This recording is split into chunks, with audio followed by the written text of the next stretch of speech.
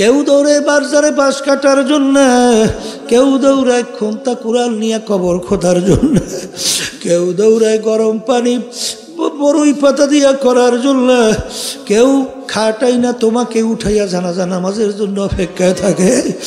আরে তাকাইয়া দেখো, কবরে যাওয়ার পরে আমার মালিক বলবেন, তোকে তো আমি আগেই সতর্কবাণী বলছিলাম, মুসলমান না হইয়া কেউ আমার কবরে আসিস না, মুসলমান না হইয়া আমার কবরে আসছো, তোর কবরে জায়গা নাই। ও কবরের মাটি নাফরমানকে দুই পাশ থেকে এমন ভাবে চাপ মারো, আল্লাহ আপনি আমাকে আমাদের সবাইকে মাফ কইরা দেন। আল্লাহ নবী সাল্লাল্লাহু আলাইহি ওয়াসাল্লাম যখন মাটি চাপ দেওয়ার ঘটনা দেখাইতেছেন, হাত দুইটা উপরে উঠাই আঙ্গুল ফাঁকা ফাঁকা কইরা আল্লাহ রাসূল সাল্লাল্লাহু আলাইহি ওয়াসাল্লাম এক আঙ্গুল আর এক আঙ্গুলের ভিতরে ঢুকাইয়া আল্লাহ নবী বলেন, এক পাঁজর থেকে অন্য পাঁজর এরকম ঢুইকা যাবে। আল্লাহ আপনি আমাকে আমাদের সবাইকে মাফ কইরা দিয়েন। কি যাতনা বিষে বুঝিবে সে কিসে, কবু আসে বিষে ধ্বংসিনী যারে। বাজান যার মাথা ব্যথা করে সেই একমাত্র বোঝে মাথার ব্যথার কি জ্বালা। আল্লাহু আল্লাহ। যার পেটের ভিতরে ব্যথা সেই একমাত্র বোঝে পেটের ব্যথার কি জ্বালা। যার শরীরের ভিতরে আগুন লাইগা যায় সে বোঝে আগুনের কত জ্বালা। ঠিক আমার বাজানদেরকে বলবো, পর্দা আলে মা বোনদেরকে বলবো, আল্লাহর হাবিব বলে কোনো নাফরমানে কবরের ভিতরে জাহান্নামের আগুন এসে বইরে যাবে। আল্লাহ আপনি আমাকে আমাদের সবাইকে মাফ কইরা দিয়েন। আল্লাহ রাসূল বলেন কোন কোন নাফরমানের কবরের মধ্যে 99 তিন্নিনান লাউ নুফিখা ফিল আরদি মা আনবাতাত খাদরা। কোন কোন নাফরমানের কবরের মধ্যে একটা দুইটা না 99টা বিষাক্ত সাপ জমা হইয়া যাইবে। ওই সাপ নাফরমানকে পেঁচাইয়া পেঁচাইয়া কিয়ামত পর্যন্ত ঠোকরাইতে থাকবে। সাপের কেমন বিষ হবে, মাথা যদি উঁচা কইরা একটু ফুক দিত কোনো গাছপালা মাথা জাগাইতে পারতো না। আল্লাহ আল্লাহ আল্লাহ আপনি আমাদের সবাইকে মাফ কইরা দিয়ে। আল্লাহ রাসূল সাল্লাল্লাহু আলাইহি ওয়াসাল্লামের মৌলিক 4টা কাজ ছিল। জোরে বলেন কয়টা? এই বলেন, মুখুরিয়া বলেন। 1 নম্বর মুখস্থ করেন দাওয়াত, 2 নম্বরে তালিম, 3 নম্বরে তাজকিয়ান নফস, 4 নম্বরে জিহাদ। এই মৌলিক 4টা, এর নাম হলো দিন। এক শ্রেণী আমার বাজানরা শুধু দাওয়াতের মধ্যে আছে, তালিমের খবর নাই। কথা কয় না? এই অনেক সর্বনের মুজাহিদ কম সংখ্যা আল্লাহর রহমতে। এই খুব নিজে দরবেশ, ওদিকে নামাজের ভিতরে সূরা সহি নাই, কেরাত সহি নাই। জরুরি মাসালা জানে না, তোমার নামাজ তো হয় না বাজান। এই নামাজের ভিতরে কেরাত সহি তেলাওয়াত করা ফরজ না? না ওয়াজিব না সুন্নাত? বলেন ফরজ। অনেকে বুঝেও তো না। শোনেন, আরবি শব্দ একটু টানের ব্যতিক্রম হয়ে গেলে অর্থ পরিবর্তন হয়ে যায়, হয় না? যেমন আমরা কি পড়ি, লা ইলাহা ইল্লাল্লাহ ফাদাখালাল জান্নাহ। এই লা ইলাহা ইল্লাল্লাহ পড়বা বেহেশতে ঢুকবা। একজনের লা নাটাই না, যদি পড়ে অর্থ কি? আমরা বলছি আল্লাহ বাদে কেহ মাবুদ নাই, সৃষ্টিকর্তা নাই, আইন দেওয়ার কেউ নাই, ক্ষমতার মালিক নাই। কিন্তু আপনি যদি নাটাই না পড়েন অর্থ হইবে আরো আছে। কথা কয় না? কি অর্থ পার্থক্য হয়েছে না? হয় না? এই বাংলাদেশে ফ্যাসিস্ট 5ই আগস্ট পলাইছে না, খানা পাক করিও খেয়ে যেতে পারে নাই। আল্লাহ দেখাইছে কুলিল্লাহুম্মা মালিকাল, এই সকালে ধনী বিকালে পাক করে খাইয়ে যাইতে পারে নাই। কি মালিকের ব্যাপার বুঝলেন তো কিছু? মালিক কেমনে দেখায়? হ্যাঁ, শোনে, যেই কথা বলতে চাইছিলাম, এই যে ফ্যাসিস্ট 5 তারিখ পালাইলো, কোন কথার বলছেন নিয়ে এলাম? হ্যাঁ, ওলা ও তাদের দলীয় এক নেতা বলতেছে, আমার বাপ মায়ের জানাজা নামাজ হুজুরকে পড়ার দরকার নাই, ও আমিই পারবো, আমরাই মানে হুজুরকে দেখতেই পারে না। এখন একটা কত লাগবে, এখন হ্যাঁ বাপ মায়ের জানাজা হুজুরকে লাগবে না, হেই পারবে। তাই পারবা ঠিক। ওই এক মন্ত্রী শেখ মুজিবুর রহমানের জন্য দোয়া করছিল না, মনে আছে? আল্লাহ আমার নেতা শেখ মুজিবুরকে জাহান্নামের মধ্যে একটা উঁচু স্থান দান কইরে। কি বলছে? তাই কপাল পরা, তুই যদি দোয়া করো তো আগেই তুই পাঠাবি জাহান্নামে। কথা ভুল না ঠিক? হুজুরকে লাগে না, তাহলে জাহান্নামে পাঠাইতেও সময় লাগে না। কথা বলছে এই এক শ্রেণী। তাইলে টানের ভিতরে অর্থ কি হয় কর না? এখন নামাজের ভিতরে সহিভাবে তেলাওয়াত করা কি বলেন? ফরজ। বলেন ফরজ, বলেন ফরজ। তোমার যদি সহিভাবে, এই এক শ্রেণী আমার বাজান আছে, বুড়ো হয়ে গেছে, এখন বলে হুজুর এই বয়সে আলেমও কেমন, কোরআন সহি কর্ম কেমনি? এই কোরআন কারিমে ছোট ছোট সূরা নাই? হ্যাঁ, কুল হু আল্লাহ আছে, ফালাক, নাস, ওয়াল আসরি, ইন্না আতাইনা আছে, সূরা ফাতিহা। এই মোটামুটি ফাতিহা সহ 4টে সূরা যদি আপনি সহি করতে পারেন, যতদিন বাঁচবেন আর যতদিন ঘুরেই ঘুরেই নামাজ পড়বেন, আল্লাহ নামাজ সহি। এতটুকু পারবেন না, বেহেশতে যাইবেন। হ্যাঁ, আল্লাহ রাব্বুল আলামিন অপেক্ষা করতে আছে তোমার জন্য। তুমি আসো, সাজাইয়ে ভরাই তোমার বেহেশতে দেবে।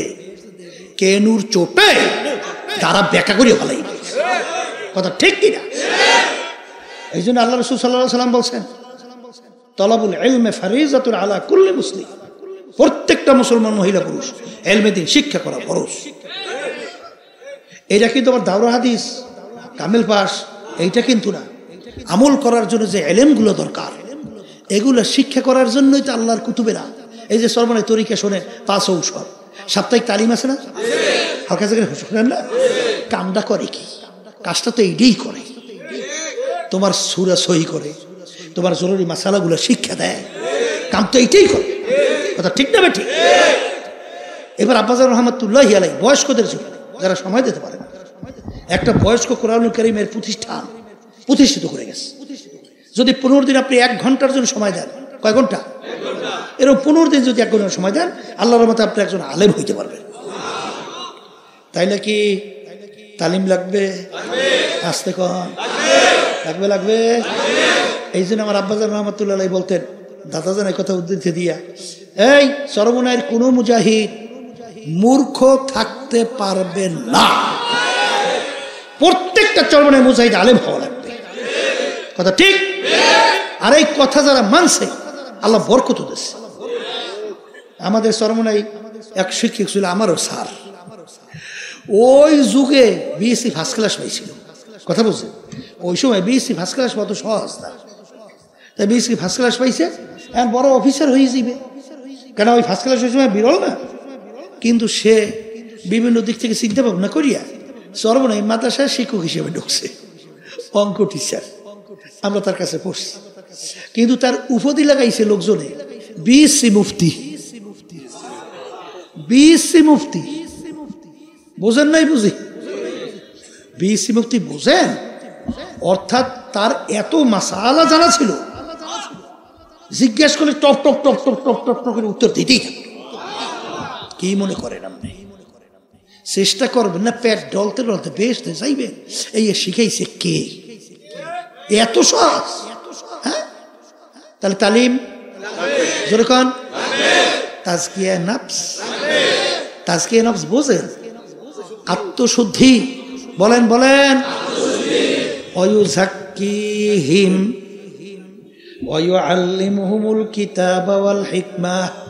আল্লাহ রাসূল সাল্লাল্লাহু আলাইহি ওয়াসাল্লামকে আল্লাহ পাঠাইছেন, কারণ একটা কারণ হলো তার উম্মাদের আত্মশুদ্ধি করাইবে। এই আত্মশুদ্ধি উল্লেখযোগ্য 10টা রোগ অন্তর থেকে দূর করা লাগবে। তার ভিতরে তাকাব্বুরি বড় রোগ, আমি বড় আমি ভালো, এটা দূর করা লাগবে। আর একটা হিংসা, বড় উন্নতি সহ্য করতে পারবে না, অন্তরের দূর করা লাগবে।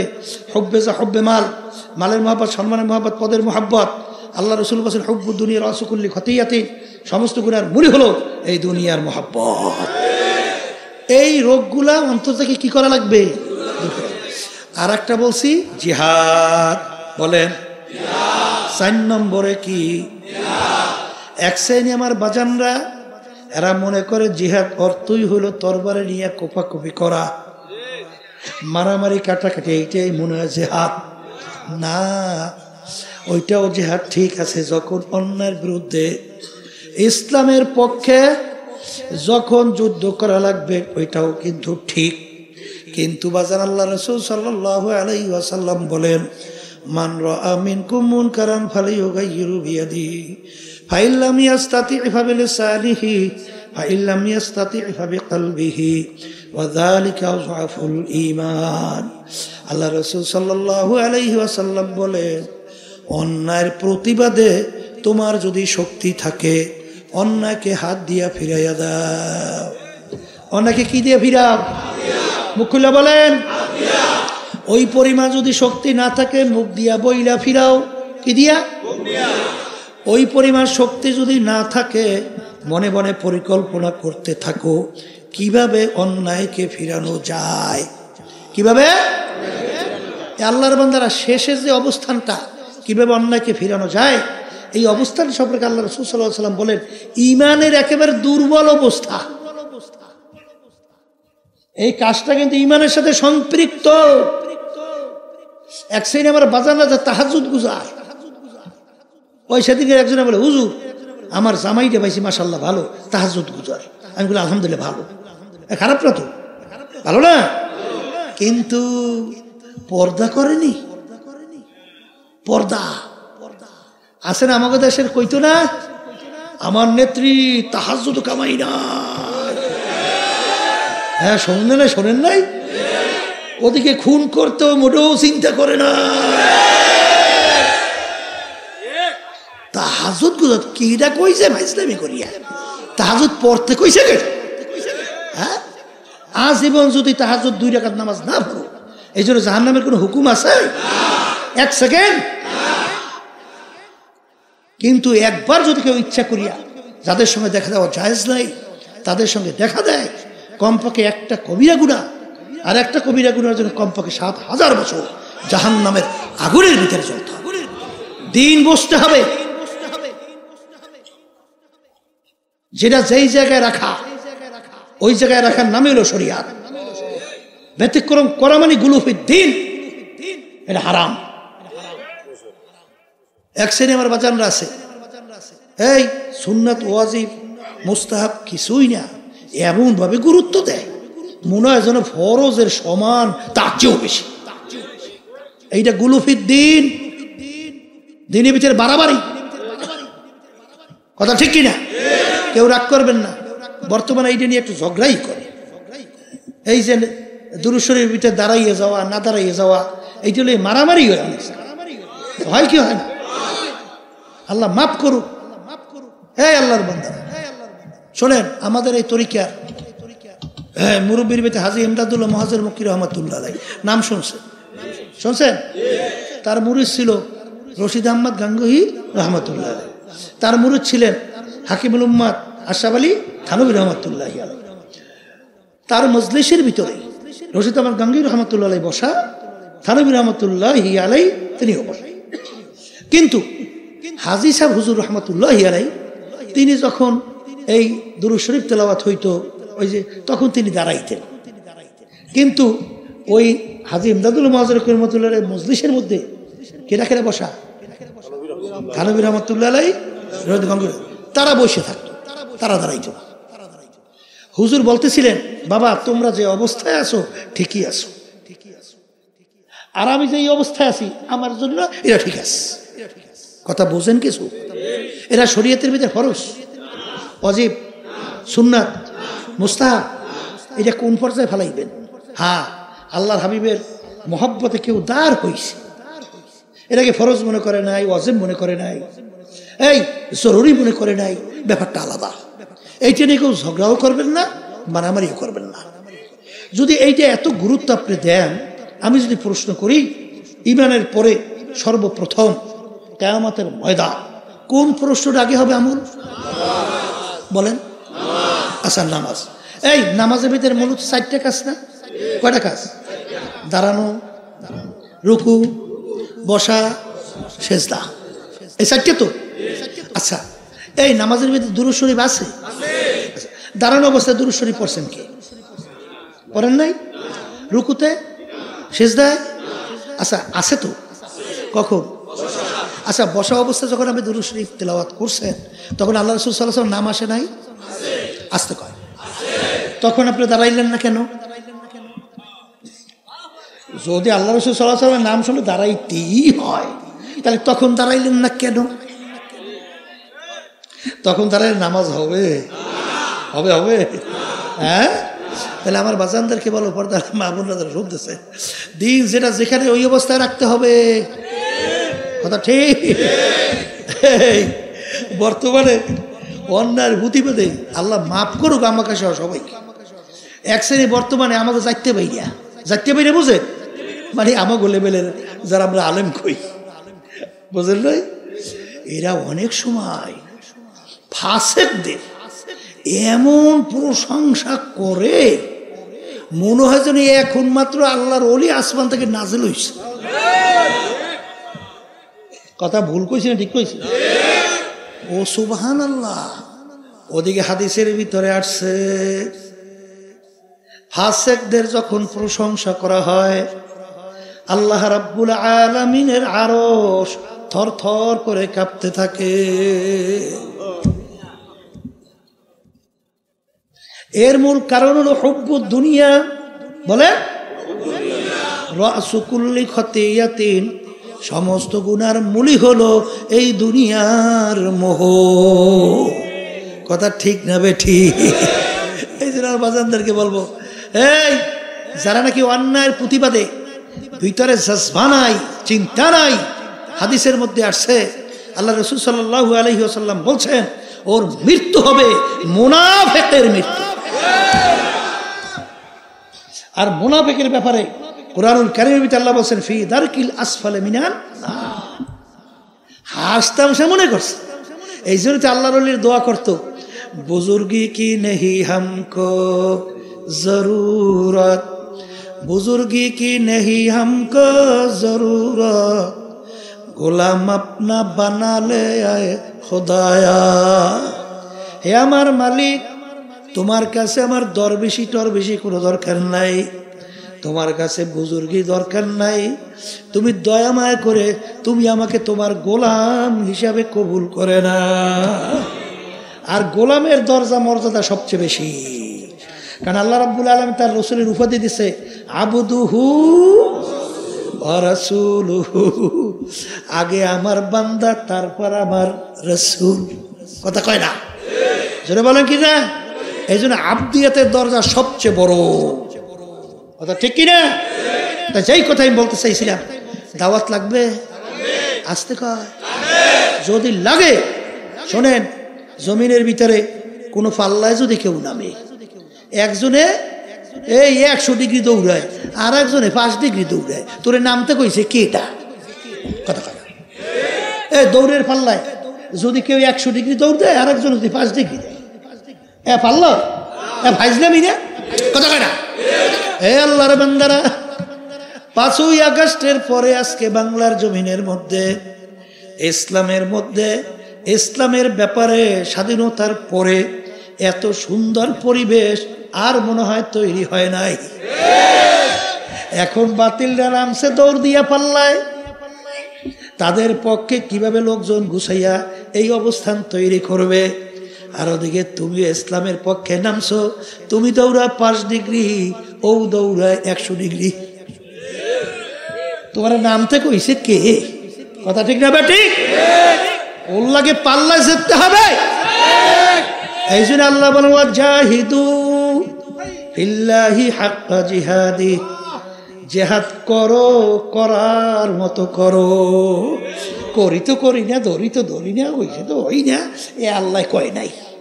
করার মতো করতে বলছে, খালি ফেয়ার দল আর তৈলমাই যে খালি ঘুমাবান একটাই না, আর খালি আমার বিরাট বিরাট সম্মান দেন। কে এত আল্লাহকে ঠেকছে নাকি তোমার আমার কাছে? কি করছো ঠেকছে? যে ইবাদতের ভিতর কষ্ট যত বেশি, তার সব তত বেশি। কথা ঠিক কিনা? এই আয়াত নাযিল হইছে, আল্লাহ রাব্বুল আলামিন আয়াত নাযিল করছেন যে যারা খালেস তওবা করবে, ঈমান আনবে, পিছনে সব গুনাহ নেকের দ্বারা পরিবর্তন করে দেব। পিছনে সব গুনাহ কি নেক। এই আয়াত নাযিল হওয়ার পরে আবু বকর সিদ্দিক রাদিয়াল্লাহু তাআলা চিন্তা করলেন, খাইছে রে খাইছে, তাহলে আমার তো নেকি ওমরের নেকি আমার সে বেরিয়ে গেছে, তাহলে ওমরের নেকি আমার সে বেরিয়ে গেছে। বলে কেমন? বলে ওমর যখন ওই কাফেরের অন্তর্ভুক্ত ছিল, তখন ও যে দুষ্টামি করছে, অত দুষ্টামি আমি করতে পারিনি। কথা হয় না? তাহলে এখন যখন গুনাহ নেকের দ্বারা পরিবর্তন, তাহলে তো নেক বেরিয়ে গেছে। এখন যাইয়া বলতেছেন, ভাই ওমর, তোমার তো সুসংবাদ, তোমার তো মনে কাজ হয়ে গেছে, তোমার তো গুনাহ সব নেকের দ্বারা পরিবর্তন, এখন আমার তো মনে নেক বেরিয়ে গেছে। এখন ওমর রাদিয়াল্লাহু তাআলা বলতেছেন, ভাই আবু বকর, মাশাআল্লাহ খুশি হয়েছি, তাহলে একটা কাজ করে আমার জীবনের সব নেকি আপনি নিয়ে যান, আর আপনার এক রাত্রের নেকি আমাকে দিয়ে দেন। কি বলছে? জীবনে সব নেকি নেন, কয় রাত্রে নেকি চাইছে। আবু বকর সিদ্দিক রাদিয়াল্লাহু তাআলা চিন্তা করেন, ব্যাপার কি? জীবনে সব নেকি দিতে চায় আর এক রাতের নেকি নিতে চায়, তাইলে আমার একটু চিন্তা করা দরকার। এখন আবু বকর সিদ্দিক রাদিয়াল্লাহু তাআলা চলে গেছেন আল্লাহ রাসূল সাল্লাল্লাহু আলাইহি ওয়াসাল্লামের কাছে, বলেন, হে আল্লাহ রাসূল, এইরকম তো ওমরের সাথে কথা হইছে, এখন ওমর তো আমার এক রাতের নেকি চায়। কোন রাত্রের নেকি? বলে, ওই যে আপনার সঙ্গে হিজরতে গেলাম, গুহার ভিতরে রাত্রি যাপন করছি না, ওই রাত্রের নেকি চায়। আল্লাহ রাসূল সাল্লাল্লাহু আলাইহি ওয়াসাল্লাম মিসকি হাস দিয়ে বলতেছে, আপনিও আমার শ্বশুর, ওমরও আমার শ্বশুর, কারে ঠকাই কারে জিতে। তবে একটা কথা, ওই রাত্রে নেকির পরিমাণটা একটু বলে দিতে পারি। বলে, আল্লাহ রাসূল সাল্লাল্লাহু আলাইহি ওয়াসাল্লাম বলেন তো নেকির পরিমাণটা কি? বলে, ওই রাত্রের নেকি দুনিয়ার ভিতরে যত মানুষ আইছে নেক করছে সব এক পাল্লা যদি রাখে, আর ওই এক রাত্রের নেকি যদি একটা পাল্লা রাখে, ওই রাত্রের নেকি ওই পাল্লা ওজনে ডেকে যাবে। এখন আপনি পরিবর্তন করবেন কিনা আপনি জানেন। কি বুঝছেন? বুঝছেন কি? হ্যাঁ, কষ্ট করবেন না, আর হুদ হুদে আপনি বরকত পাইবেন, রহমত পাইবেন, নেক পাইবেন। এখন থেকে নিয়াত করতে হবে যে জমিনের ভিতরে পাল্লায় ইসলামী নীতি আদর্শ, প্রত্যেক আমার ভাইদের ভিতরে, মা বোনদের মধ্যে এমন ভাবে আমি কাজ করব, অন্য কেউ যেন সুযোগ না পায়। এই বেটারা লই তো মোহাম্মদ মধ্যে সব ভাই, তোমার কি ওয়াজ শুনো না, বই বই খালি করে কোনটা? তাদের আদলে বইতে হবে। ঠিক আছে, তা যেই কথা বলতে চাইছিলাম, তাহলে কথা বেশি লম্বা না। কি বলছেন? এই অন্যায়ের বিরুদ্ধে প্রতিবাদ লাগবে না, বই বই খালি ফ্যাট ডলবে? এক শ্রেণী বর্তমানে বাইরেছে, ও দাওয়াতের মাধ্যমে সব সোজা হয়ে যাবে।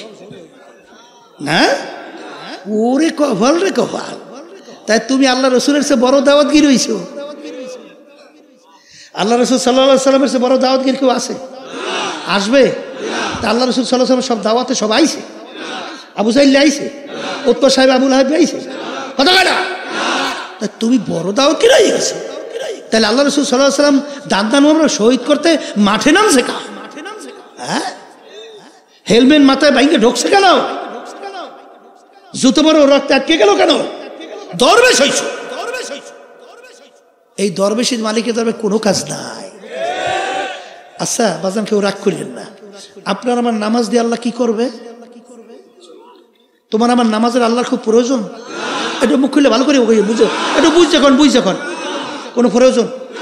তোমার আমার রোজা আল্লাহর কাছে খুব দরকার। হ্যাঁ, আল্লাহ কি কইছে? আল্লাহুস সামাদ, আল্লাহুস সামাদ। আমার মালা বেনিয়াজ, বেপরোয়া, কিছুর মুখাপেক্ষী না। তাইলে আমরা নামাজ পড়ি, বলেন আল্লাহর হুকুম পালন করি। রোজা রাখি কেন? এই হজ যাকাত আদায় কেন করি? দান সদকা কেন করি? আমার বাজানদেরকে বলবো, পর্দার আড়ালের মা বোনদেরকে বলবো, বাজান আমরা যে রাজনীতি মানে রাজনীতি করি, এর কারণ কি? আল্লাহর হুকুম পালন করি। অনেক সময় আমরা বলি 1987 সাল ইসলামী আন্দোলন বাংলাদেশ প্রতিষ্ঠিত হয়েছিল। কোন সাল? ওই থেকে শুরু করে অদ্যাবধি পর্যন্ত একটা আমাদের দলীয় মার্কায় একজন এমপিও কিন্তু সংসদে যায় নাই। গেছে? তার কই যে হুজুর যাইবে কেমনি? আমি লোকজন আছে, যাইবে কথা ঠিক না? আমাদের লোকজন নাই, কথা ঠিক, কথা ঠিক না?